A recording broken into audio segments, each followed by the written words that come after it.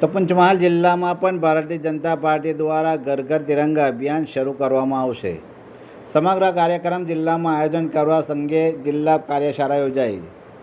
Bharatiya Janata party Gujarat દ્વારા જિલ્લામાં હર ઘર તિરંગા અભિયાનની શરૂઆત કરવામાં આવશે.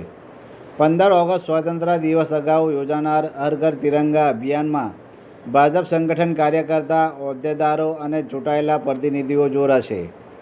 કાર્યશાળામાં સમગ્ર કાર્યક્રમની વિસ્તૃત માહિતી મહામંત્રી કુલદીપસિંહ સોલંકીએ આપી હતી. આ અભિયાનનો મુખ્ય ઉદ્દેશ દરેક ઘરમાં રાષ્ટ્રધ્વજ તિરંગો લહેરાવીને દેશભક્તિની ભાવના જાગૃત કરવાનો છે. જિલ્લા કક્ષાએ આ અભિયાનને જન અભિયાનનું રૂપ આપવા માટે ભાજપના કાર્યકર્તાઓ ઘરે ઘરે પહોંચશે. તિરંગા વિતરણ, તિરંગા યાત્રા, સેલ્ફી વિથ તિરંગા અને જાગૃતિ કાર્યક્રમોનું આયોજન કરવામાં આવશે. કુલદીપસિંહે આપણને આખો વિષય લીધો અને એક મંડળ લગી જે તિરંગા યાત્રા કરવાની છે 13મી તારીખે જે આપણે તિરંગા દરેક ઘરો પર જઈને ઘર ઘર તિરંગાનો જે કાર્યક્રમ કરવાનો છે એના માટે આખો વિષય આપણને કુલદીપસિંહે લીધો.